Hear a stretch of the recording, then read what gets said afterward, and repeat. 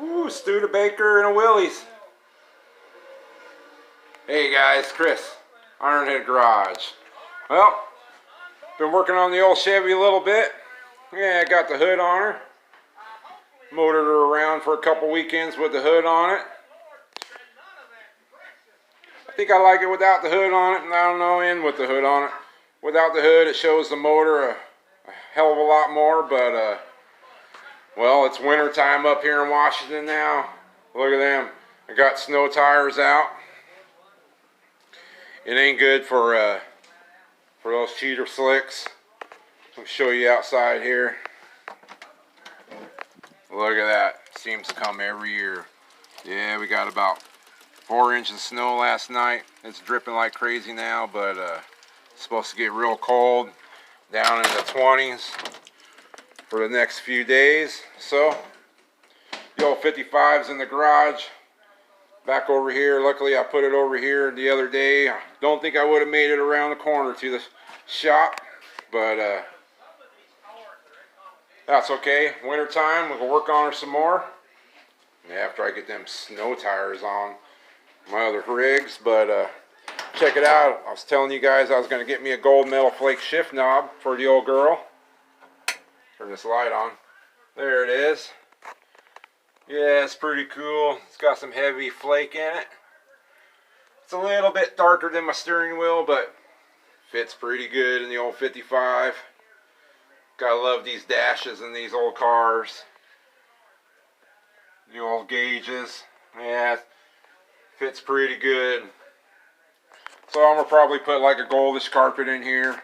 I live a lot of gravel roads around here, and actually my driveway in the other house is gravel. So if I put a nice black carpet in here like I would want, as soon as I get in there I'd have a big black or big dusty looking footprint in there, so that wouldn't be good. So I think the gold carpet probably work best in this old girl. And then I'm going to do the tuck and roll door panels and the back pieces back there, and the package straight probably. Maybe that back seat, we'll see. But I was talking to this one guy, and I told him I was looking for a rear end for this old girl. And he says, I got a couple 64 Oldsmobiles. And I said, man, that would be the rear end and a half. So he had a 64 Oldsmobile 88 and a 64 Starfire. Said he was selling me the rear ends. Told him I might want both of them. He said he'd sell them to me for 250 bucks each. I pull them out. I said, man, that would be killer. So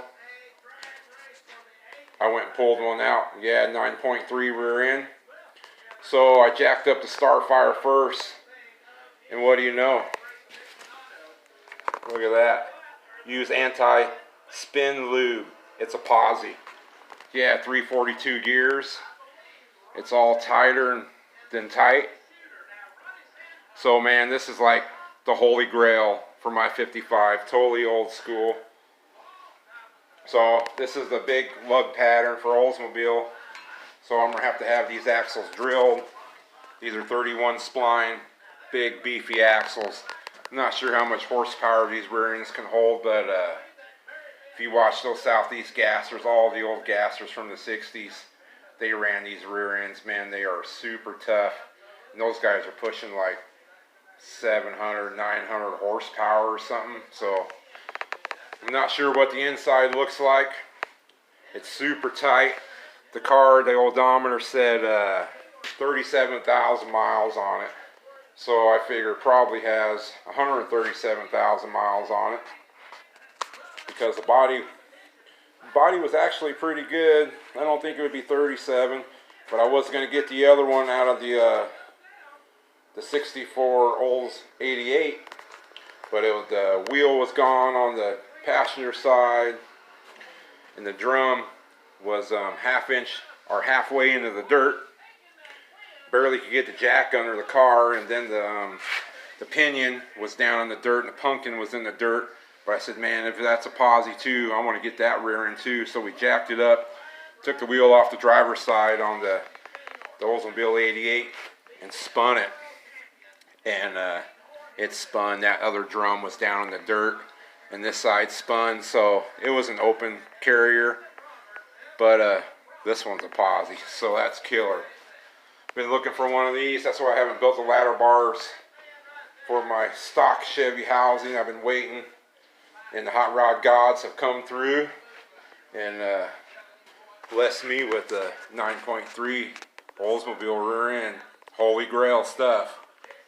So that's too cool. I'd rather have this than any newer rear end like a Curry or something. That would be cool, but keeping this old girl old school, this is what you want big time. So that was super cool to find. So I'm gonna end up cutting all these brackets off, the spring bracket and the upper link brackets and the lower back here where was the shock. So I'll cut all that off, and there's a regular 55 drum, and that's the Oldsmobile drum. They're big drums. They have spring on them. My buddy told me that these were for the harmonic. Keeps the harmonics down on them with something they hummed or something like that. So I'm not sure, but a lot of guys, one of my buddies, Dan, that I got the center section for that Posi, that center section for that rear end that's in my 55. He told me that he used older style drums like that, and when you have these re-drilled for 4 3/4 Chevy bolt pattern, so I could use my old vintage slots on there, that you turn these down, turn the centers down, and you can use a other GM style brake setup. So I'm not sure if anybody knows, let me know if I have to buy different backing plates and what year and model brake system I can use on this. But Fabcraft, there's a place called Fabcraft, and they have all the parts for these old rear ends. I believe they're the only ones, and everything's made in the USA, bearings and gears or whatever you need. So I want to cut all this stuff off first, and before I take this jackpot out of there. I don't want none of the metal shavings or anything to go inside of it. Yeah, it's pretty cool, that tag on there. I saw it, or my buddy showed me that tag. I never even noticed it first. It was covered in grease. She's a Posi. Pinion's nice and tight. It wasn't even wet down here, so it don't even look like the pinion leaked or anything, but I'm sure we'll get a new seal in there. And this is 61 3/4 from flange to flange. And I believe my axle's 60. So my tires here will stick out another 7/8. And I'm alright with that. I could have it shortened, but all the old school hot rods, you look at them, their tires are outside the fender wells, and I think that part's cool.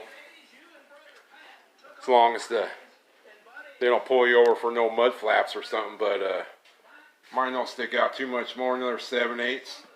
Yeah, I think it'll look more like hot rod. But super cool to find that old rear end. Hot rod God shine down on me, guys. That was awesome. So, not in this video, but probably the next one, I'm going to start cleaning that rear end up, get all them brackets cut off of there, and need to find me a machine shop who's confident, who can re-drill these, weld these holes up, I believe, and re-drill these for 4 3/4 Chevy lug pattern, so I don't have to buy new wheels. Because those old slots that I got on this guy, they're pretty hard to find, and they're pretty darn expensive. If I had some, I would just put them on there and keep them axles like they are, but hard to find these old wheels. Maybe I'll get lucky, find me a bigger bolt pattern wheels for them. But yeah, pretty cool. Love that old shift knob. That's pretty cool. Came out nice. So the old 55 is probably put in the shop for the winter till springtime comes again. Gives us time to work on our toys and work on stuff like this old rear end. That's going to be awesome in the car, especially if I get some ladder bars built for it. Yeah, be digging that. Well, guys, just a little update what I've been up to. Working in the wrecking yard, getting that rear end out. Well, maybe it was a wrecking yard. Alright, guys. Well, I appreciate you watching. You guys take care, and we'll see you next time. Appreciate you.